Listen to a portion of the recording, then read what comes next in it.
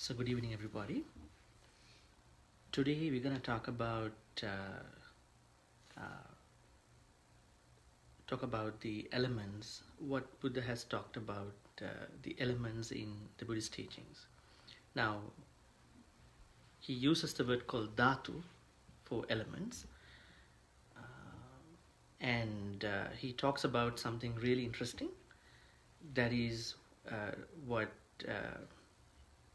Actually, he was saying that when someone is attaining this arahanthood, this nirvana, that person turns away from normal elements that we know, and then they're going to be established on four foundations, right? So they are called wisdom, truth, letting go, peace in English. So we're gonna talk about what are the normal elements that we all have, and then how do Arahants make that crossover from the normal elements into those foundations. So when they are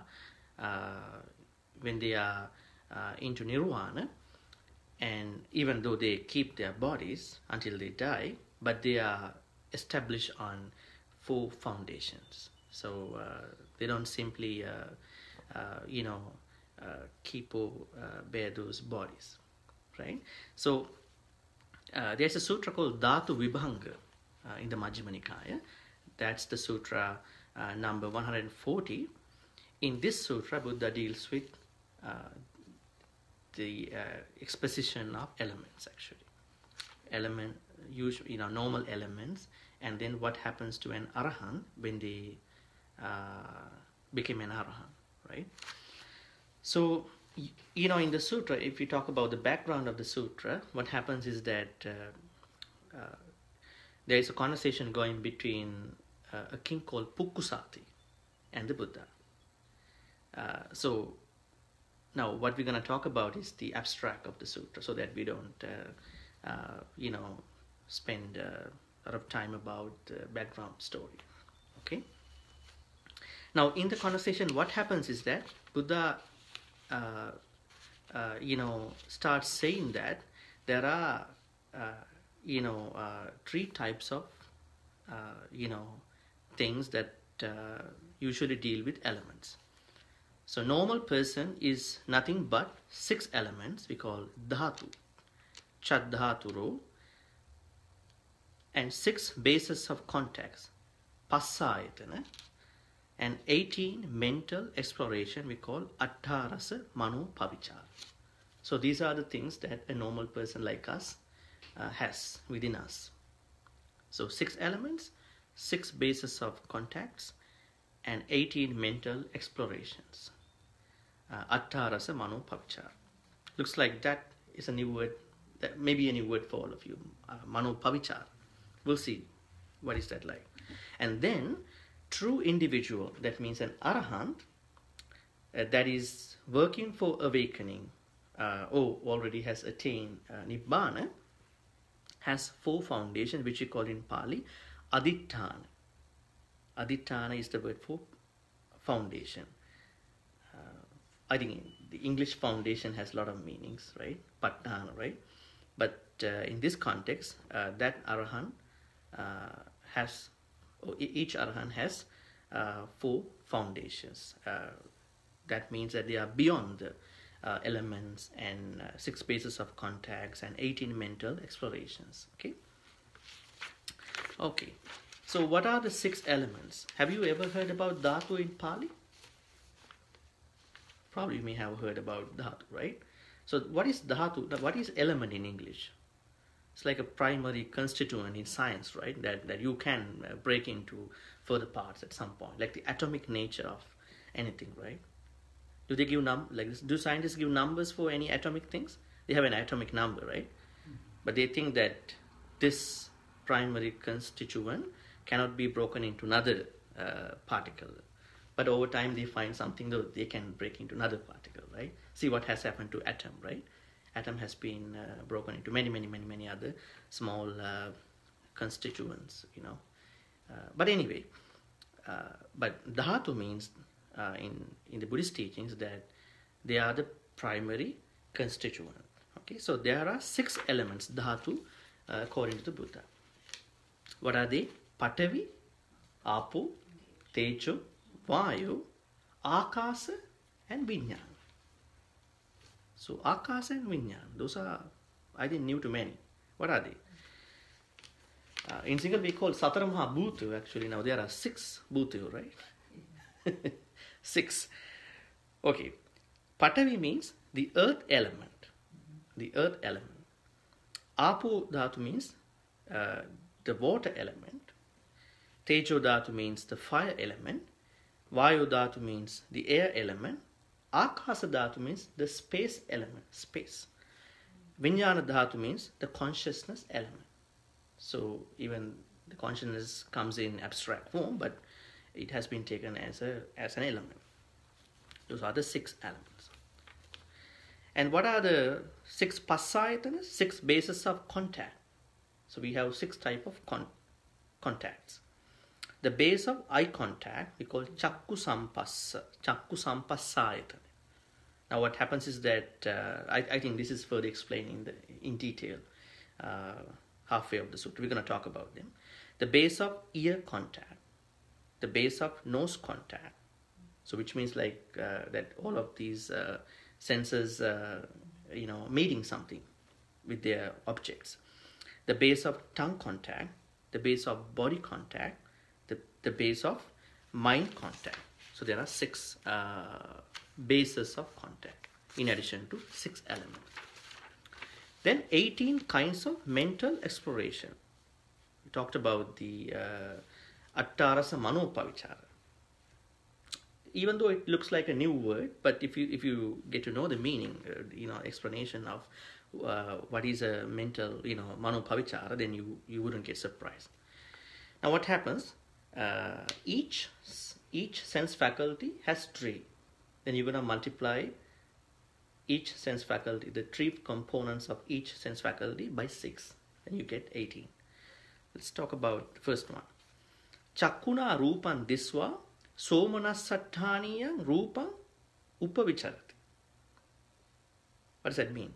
On seeing a form or image with the eye, one explores a form productive of joy, productive of pain, productive of equanimity. Now what happens on seeing an image, with the eye, then what happens, any of us explores an image or a form which has the ability to produce joy or grief or pleasure or pain or equanimity actually. Now this is very interesting. Now I think we usually what happens to us is that we get either a pleasurable image or a painful image, but not an image from equanimity. That is very interesting. That is what we should try for actually in our life. So in the same way, on hearing a sound with the ear, what happens? One explores a sound productive of joy, grief, equanimity. So each has 3, then it becomes 18. So those are called explorations. So mental explorations. At the end you have an exploration, right? Now we talk about now those are the 3 types of things we all have. So 6 elements, 6 bases of contacts, and 18 types of mental exploration. We all have those 3.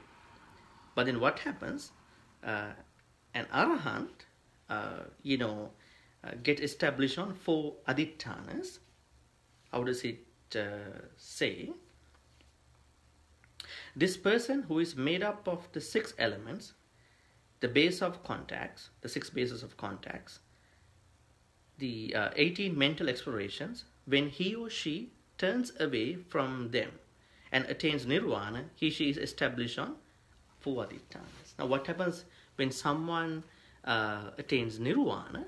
Then they make a smooth transition from elements to 6 bases, 18 explorations into 4 aditthana, 4 foundations. It's a bit deep type of thing, but it happens, right? And then what happens? Yatta titang manyussava nappa vattanti manyussave kopana nappa vattamane muni santoti pucchati. The tides of conceiving do not sweep over one who stands upon these foundations. When the tides of conceiving, what are the tides of conceiving? We all are conceived, right? Already conceived in our mother's womb, and then we were born. But what has happened to us is that we had the tides of conceiving. Still we have the tides of conceiving for a next life, right?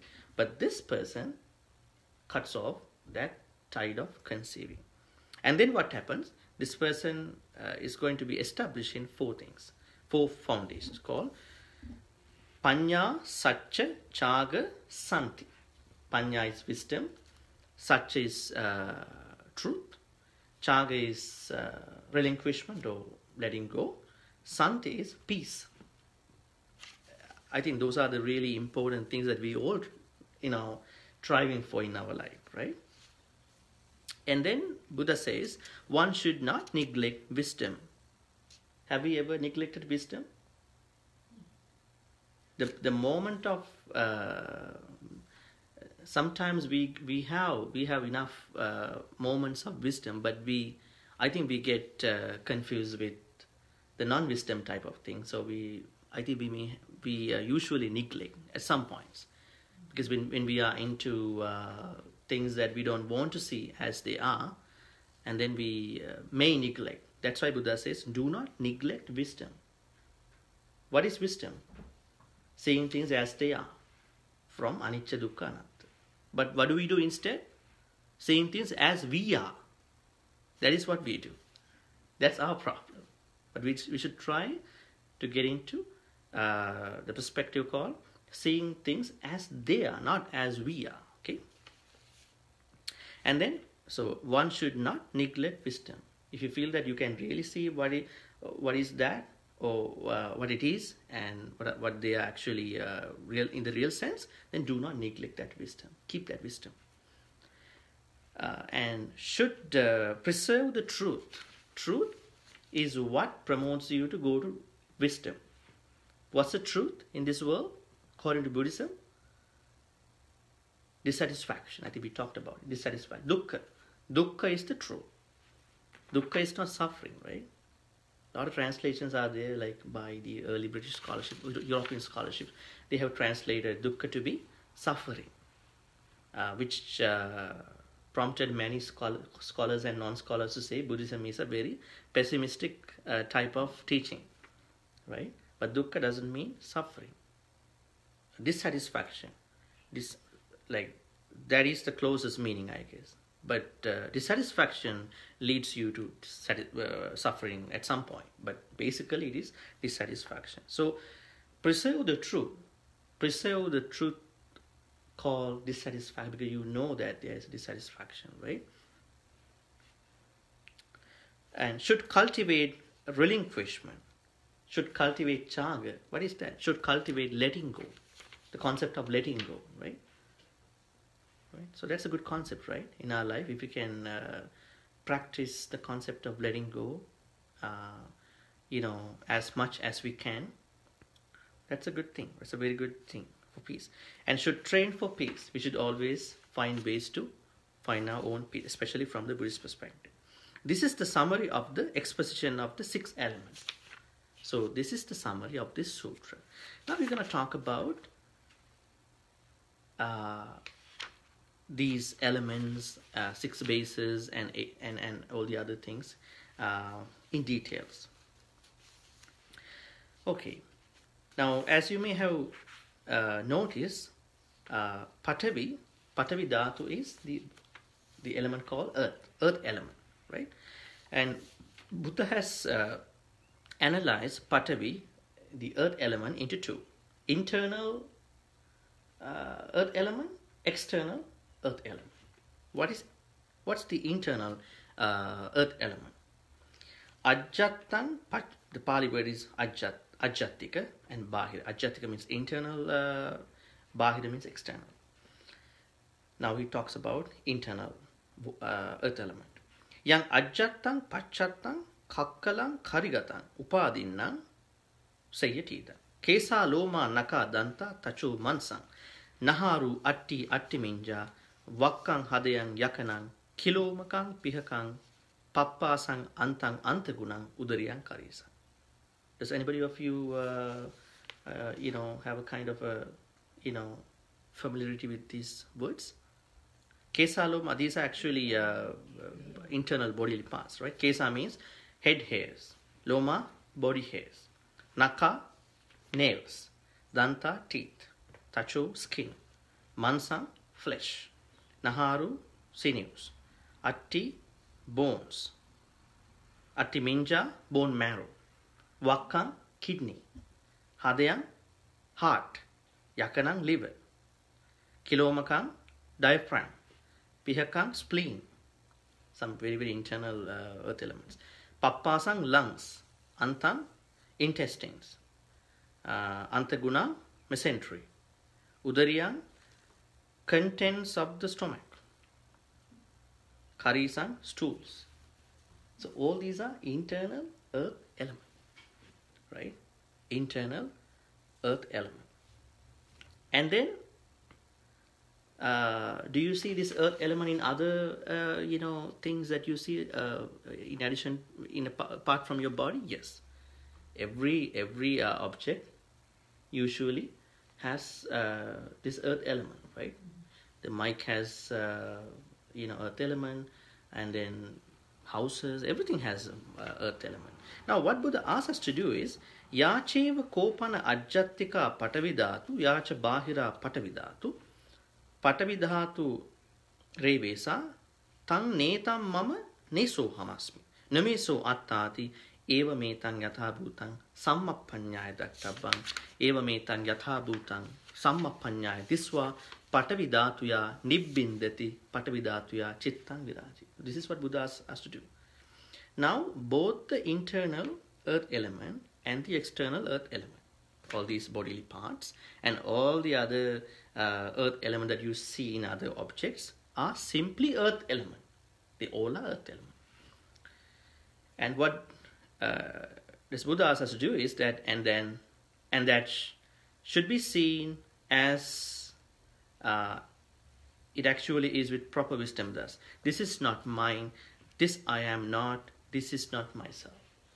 Etam mama, netam mama, neso hamasmi, nameso atta. Do we see like that in our life? Do we consider these, all these bodily internal parts to be something like this? This is not mine, this I am not, this is not mine. And somebody can ask, who is then having this arthritis? This is the problem. Who is having the arthritis? Is it me or somebody else, or just the earth element? That's the question that we have to address, right? But anyway, Buddha asks us to think about, this is not mine, this I am not, this is not myself. When one sees it thus, this internal, external earth element, as it actually is with proper wisdom, one becomes disenchanted with the earth element. That helps us. If you're gonna think about like that, so that we can become disenchanted with the earth element, and makes the mind dispassionate towards the earth element. So this is what Buddha asks us to do, right? So that is the earth element, and then water element, apo. What is apo? What is water element in your? What is the internal? Now every element has internal and external parts, right? What's the internal water element? Pittang semhang pubbo lohitang sedo medo assu vasa kelo singhanika lasika muttang. Pittang, bile. Semhang, phlegm. Pubbo, pus.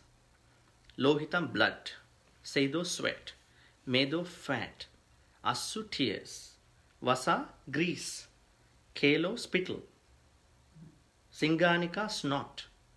Lasika, oil of the joints. Muttang, urine. So all these are internal water element. And then you know that in other objects you get to see this water element too, right? right? In most of the other elements, you see that watery nature. Then that means that has the external water element. And Buddha said the same thing. Don't get attached to that. Don't think this is me, this I am, this is myself, right? And then what is the fire element? Tejo dhātu, right?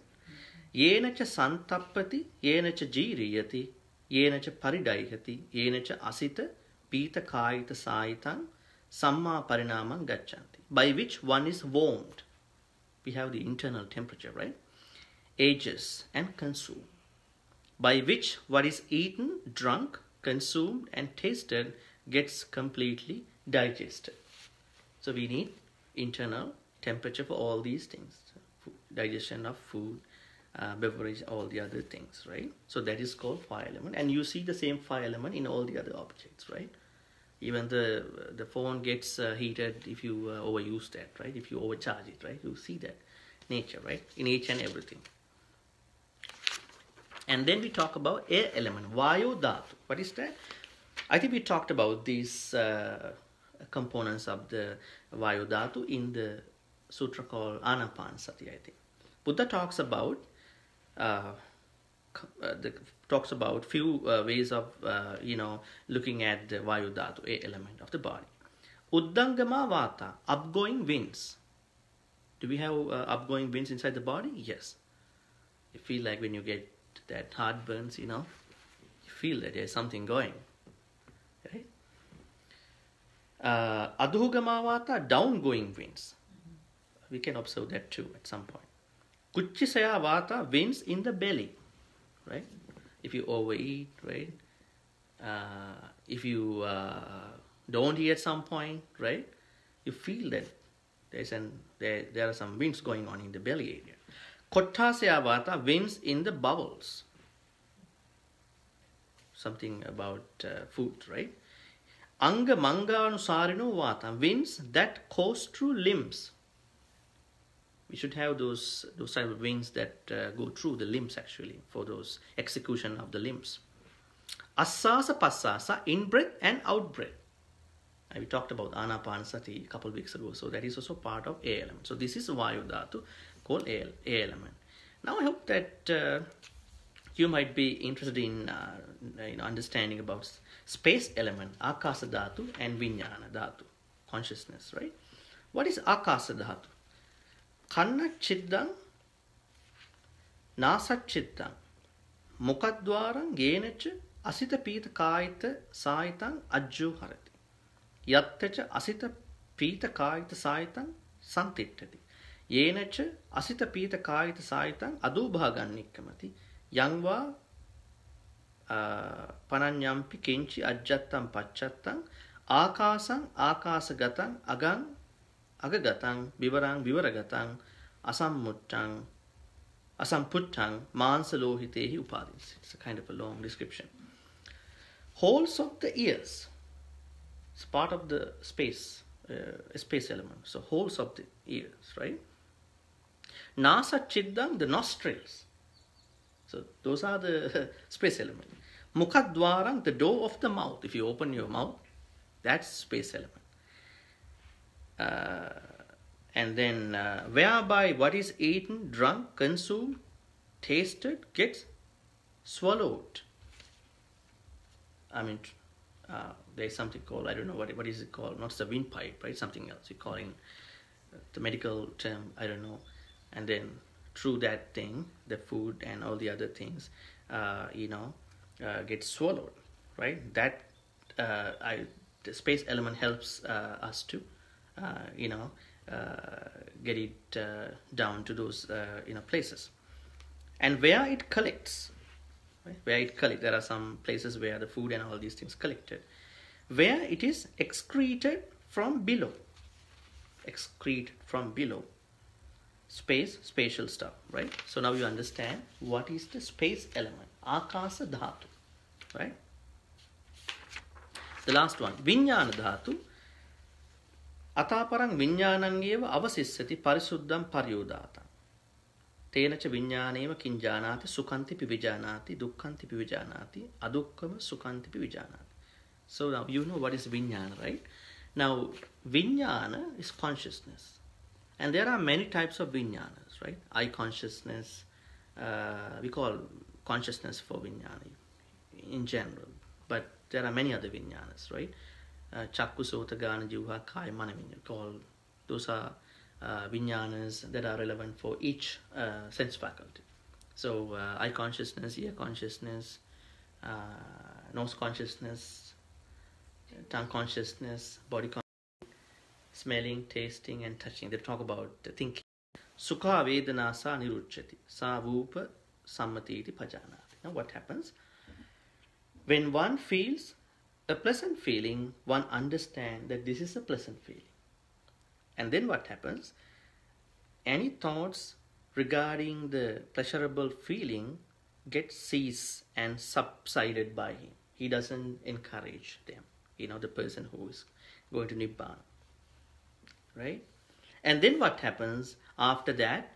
Now, this is not mentioned in the list of, 6 elements. And then what happens? That person gets up to upekka, which we call equanimity. Now, equanimity is one of the is the best type of virtue. Nekkhamma parami, panya parami, virya parami, kanti parami, satcha parami, aditthana parami, and metta parami, upekka parami. Upekka seems to be something that is much higher than all the virtues actually. Now, Buddha says that after vijnana dhātu, even he does not mention it to be a kind of a element, the person can get up to upekka, equanimity. Now, this can happen when somebody does not, encourage, a pleasant feeling. When somebody is to cease, subside that feeling, that person may get up to upekka. Then what happens? Something really tricky can happen at this point. That person may get up to 4 immaterial jhanas. Do you know them? What are they actually? Akasananchayatane, Vijnananchayatane, Akincanyayatane, Nevasanya, Nasanya. Those are the 4 immaterial jhanas, absorptions. They were actually existed even before the Buddha actually, right? Which we call infinite space, infinite consciousness, infinite nothingness, neither perception nor non-perception. They are jhanas, immaterial jhanas. So this person, after ceasing and subsiding that present feeling with equanimity, can get up to one of those. Now Buddha asked them to be very careful. Why? When you die with one of the jhanas, one of those immaterial jhanas, you're going to be born in one of those places. They say the first one, which we call Akasananchayatane, which we call infinite space, has 20,000 eons, kalpa. Vijnananchayatane, called infinite consciousness. When you meditate on infinite consciousness, you're going to be reborn in there. That has 40,000 eons. It's a very long time. And then Vijnananchayatane, which you call infinite, Akincanyayatane, which you call infinite nothingness, has 60,000 eons, kalpa. And the last one called Nevasanya Nasanyayatane has 84,000 eons. But Buddha says there is a problem. Why? They are conditioned. After you spending 84,000 years of eons, you have to come back. That means it is conditioned. We have to find out a place that is not conditioned, which we call asankata. They are all sankatas, right? If you go anywhere, if you approach anything that you think there is a time, space, you have to come back, you have to finish that, then that is all conditioned. And Buddha says, then what Buddha asks us to do is that Tadanu dhammancha chittan bhaveyang sankametan so neva tang abhisankaroti na abhisancheteti. Does not form conditions, does not generate volitions. Now, do we make conditions in our life? Yes. Now, these are not conditions that you understand in your work life. Conditions in the sense of sankharas, right? We know that kusala akusala sankharas, right? They call making sankharas. Sanskaras karna again, we making sanskaras. So Buddha says, don't. I mean, if somebody is really, really enthusiastic for nirvana, then that person does not form conditions. But he still, or she still does the sankharas, the good sankharas. And then nabhisancheteti does not generate any volition for all these, right? And then what happened at the end is that she understand. So anabhisankarantu, anabhisancheteyantu, bhavayava vibhavayava, na kinchi loke upadiyati, anupadiyang va na paritassati, aparitassam pachatteva parinibbāyati, kīna jati busitam brahmacharya. Birth is destroyed. The person who already attains Nibbana proclaims that their births are destroyed. The holy life has been lived, brahmacharya. Katang karaniyang, what had to be done has been done. Na parang ittattayati pajanati. There is no more coming to any state of being. So this sutra keeps going with all these things. But the most important thing in this sutra is to understand the 6 elements and the 6 bases of contacts, right? We know contact, right? Sparsha, right? And the 18 mental explorations and those 4 foundations, which we call Panya, Satcha, and then Chaga, and then Santi, which we call peace. So those are the things that an Arahant is established on. Like when they actually attain Nirvana, what happens is that they are no more developing the elements. They are into those 4 foundations, and Buddha asks us to make a smooth transition from elements to those foundations. So that's the abstract of this sutra, and that is what we all try to do according to this sutra. And now you understand what is dhātu and how many dhātus are there. At the same time, you know that what a normal person has in this context, which you call 6 elements, 6 bases of contacts, and 18 mental explorations. But an Arahant or true individual has 4 more things because they are beyond those elements and contacts and explorations. They are called wisdom, truth, letting go, and peace. Now, in another context, we can see that these 6 elements are related to Kayanupassana, which is called Satipatthana, 4 Satipatthana. 6 elements are related to Kayanupassana. 6 Passayatanas, which we call 6 bases of contacts, are related to Vedananupassana, which you feel about them. And those 18 Manopavicharas, which we call mental explorations, are related to Chittanupassana. The last 4 Adhitthanas that the Arahants have and develop, they are related to Dhammanupassana. So which means in other ways, on another context, these 3 types of things for a normal person, and the last one that is really special for an Arahant, they relate to Satara Satipatthana, which we call 4 foundations of mindfulness too. So then you can see the correlation between these 2. I don't know how many of you got to know this sutra, but I think I tried my best to teach you the dhātu. It's a kind of a deep teaching, but I think you may have noticed that this is something really interesting, which has a really good connection with science too, right? You talk about the primary constituent, and then other things, in that elements. Right? Now, if you have any questions, you could ask that. That makes it modern religion, science, right? This is so deep. Everybody knows these things. How are they doing? Are you talking about the normal devotees? So Buddhism has all these things. I don't think not many people get to read these things. Yeah. Because now if you have a science background, you get to know, I mean, what are they actually? Because they talk about elements, right? Yeah.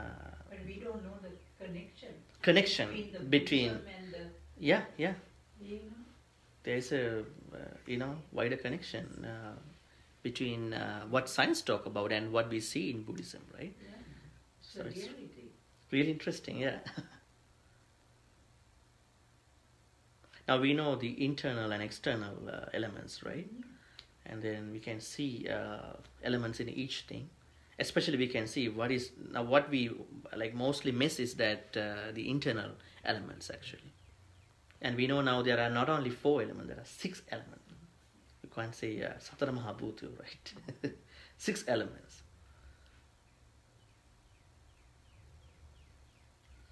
And they were named and everything. Right? Mm-hmm. I mean, only nowadays when people get to learn those things, but it was already there. Yeah. Long time ago, right? Long time Not even. ago, but Yeah. still. Yeah. Now they talk about Paramanu, I mean, in I don't know, I mean, in singular, right? Paramanu, like Anu. But here, what we see is the Dhātu. Dhātu, like it's a different way of looking at this whole thing. Dhātu, it has I knew only Dhātu. That's a different type of Now that's not wrong because we talked about the teeth. Yeah. Under the earth Internal, element. yeah. That's an earth, and now you get to know why it is Dhātu. Why Dalada Malika is Dhātu, right? Nobody knows why it is Dhātu because it's a part of the internal earth element. See, now you kind of like relate your knowledge to what you already know.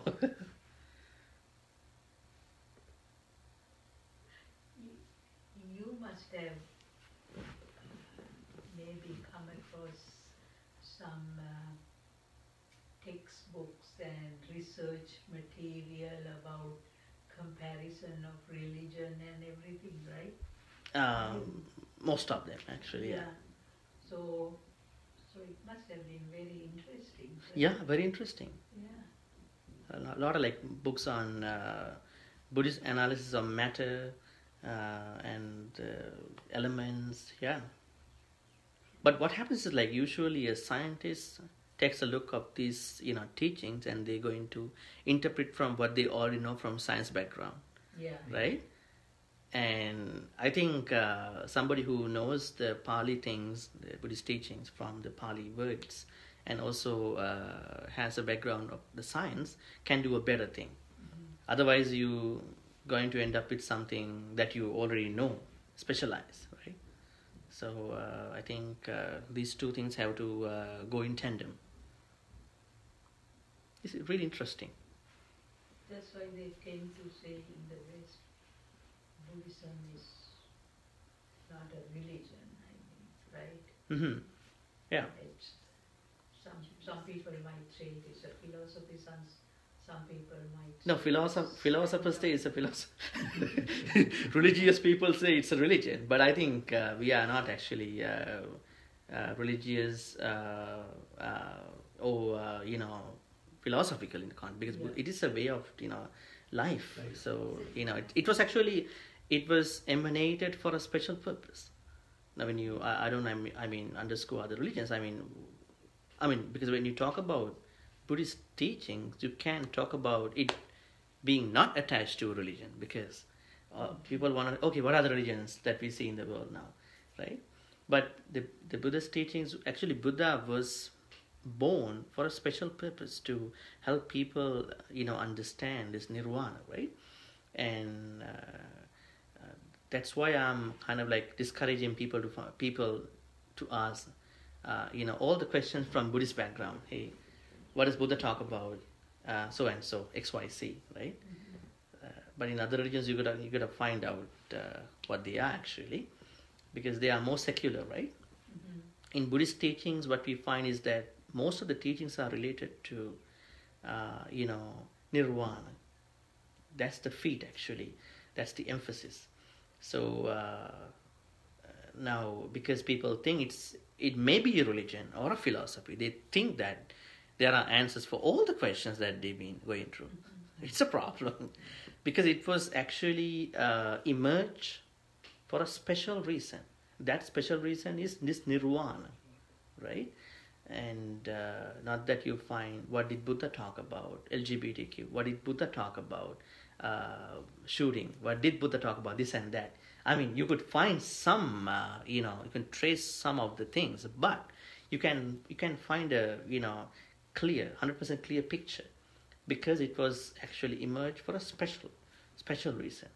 But when you study other religions, most of the time you can find that they are more secular, because they were dealing with secular issues mostly. But I mean, I was trying to say that it was actually emerged for a special reason. That special reason is nirvana. So how to make a smooth transition from secular life into this transcendental nirvana. That was the main purpose. So we cannot ignore that thing and then talk about something else. So these things were actually talked in a context for nirvana. Now scientists want to actually look at this thing from a material perspective, right? Mm-hmm. What we could see, how we can dissect, I would say heart. How we could analyze the heart into small particles. I mean, that was not the purpose of these dhatus, elements. Yeah. I mean, but Buddha talks about the elements, but in a different context. That would really help or lead one to nirvana, to stop becoming, right? So that was the main perspective. So do you think Buddhism is only for wise people, because it's a very deep subject? I think everybody can be wise, right? I think wisdom in the Buddhism means that if somebody is into anicca dukkha anatta, right? Wisdom in the normal secular world means something else, right? Mm-hmm. So we have to distinguish these two. So the normal wisdom can go away from somebody, right?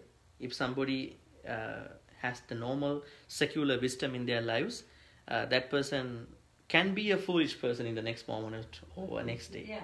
Right? Yes. That's the problem. But in here, this wisdom is much more than that. Yeah. So that's why I would say it is for the wise people, because the wisdom, the secular wisdom everybody has, is very momentary sometimes. Is very periodic at some point. So that means that if you are wise, then you get to learn from here. From secular point, right? So a stupid person, a foolish person may want to read these things, may want to listen to these things because he or she wants to be wise, right? So then I think it doesn't mean this is not for the foolish people.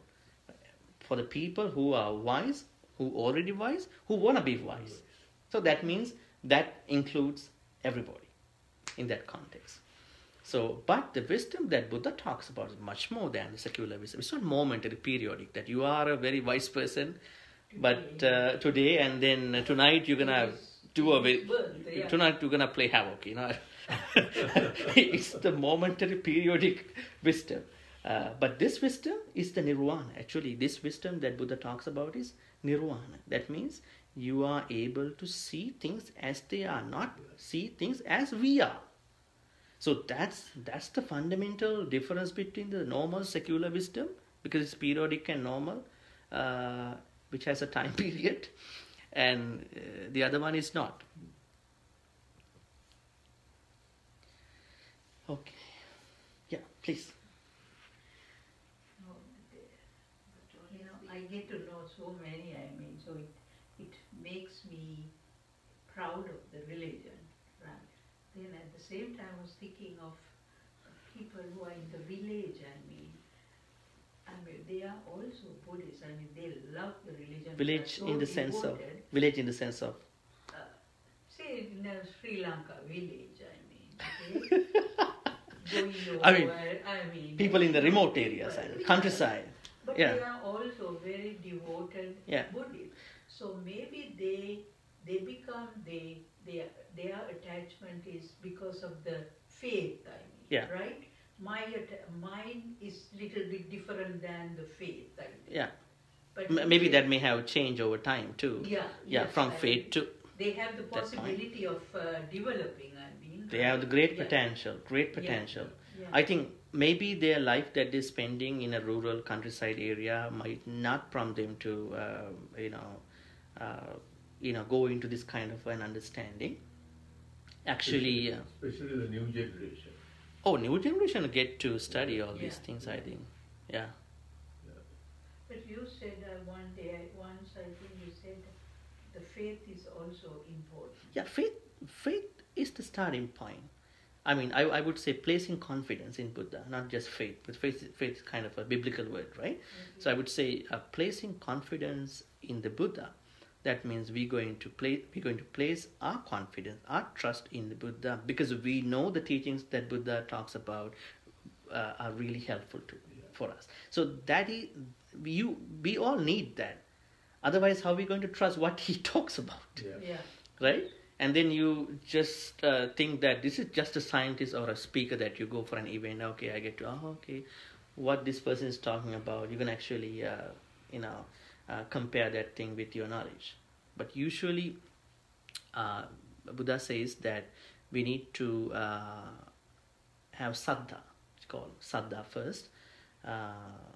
Without saddha, I don't think that we may not be able to apply them into our life, because we have to trust that person, right? So we have a very, very great saddha about the Buddha, right? That's why we are really respectful about him. But for those people, they might be over faithful at some point, because they don't think that they can read these type of teachings. Mm-hmm. Maybe they don't think that these teachings matter to them, dhātu and all elements, because of those things. But I think they are studying too at some point now. I think internet and all these, communicate. It's faith that you get out of analysis of the teachings. Yeah. What I would suggest is that there are changes happening, and they get to learn, but slowly, gradually. It would take time. Not like us, because we're living in a different type of world, and we have all the benefits, and we have all the access to all these sources. So it's a benefit, and that's why we know. And we are in a highly materialized place now, right? Not like them, right?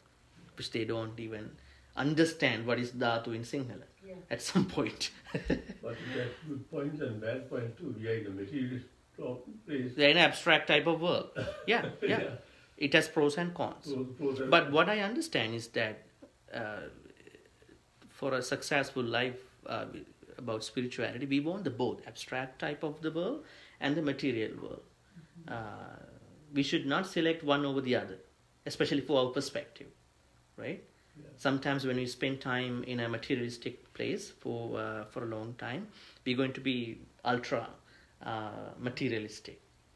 Sometimes when somebody is to spend time in a highly abstract place, they're going to be very abstract. They don't think that how these things make sense logically and like that. So I think these two go hand in hand. Otherwise, how a person like Buddha matters to the West, right? This is an interesting question. A person from India who has talked about abstract type of things have been highly impacting the West, in which we see the material culture is highly, nourished. Yeah. So that means the West needs the abstract type of teachings in a different way, right? So that's why I'm thinking that the East and West things, especially the abstract and the materialistic things, have to be carefully considered. I think when these two things, when we have a kind of a moderate and careful understanding about the both, then our lives will get much developed in terms of these teachings. Okay, so thank you, and let's share all the good karmas with the deparatives and the deities. Idamme ñāti nang hotu sukita huntu ñātayo. Idamme ñāti nang hotu sukita huntu ñātayo. Idamme ñāti nang hotu sukita huntu ñātayo. Ettavatacha amhehi sambatang punya sampadang. Sabbe deva anumodantu sabba sampatti siddhya. Ettavatacha amhehi sambatang punya sampadang. Sabbe bhuta anumodantu sabba sampatti siddhya. Ettavatacha amhehi sambatang punya sampadang. Sabbe satta anumodantu sabba sampatti siddhya. Akasattha ca bummattha deva naga mahiddhika. Punyantang anumoditva chirang rakkhanthu loka sasanang. Akasattha ca bummattha deva naga mahiddhika. Punyantang anumoditva chirang rakkhanthu desanang. Akasattha ca bummattha deva naga mahiddhika. Punyantang anumoditva chirang rakkhanthu mang paranti. Finally, let's make a great wish. May all the good karmas that we've been accumulating so far help all of us to attain the supreme bliss of Nibbana as well. Give a sadhu, sadhu, sadhu, sadhu. I'm going to bless you with a couple stanzas. Abhivadana silissa niccang vaddha pachāino chattaru dhamma vaddhanti ayuvanno sukhang balang ayurārogya sampatti sagga sampatti mevaca Atu nibbana sampatti iminate saminjatu.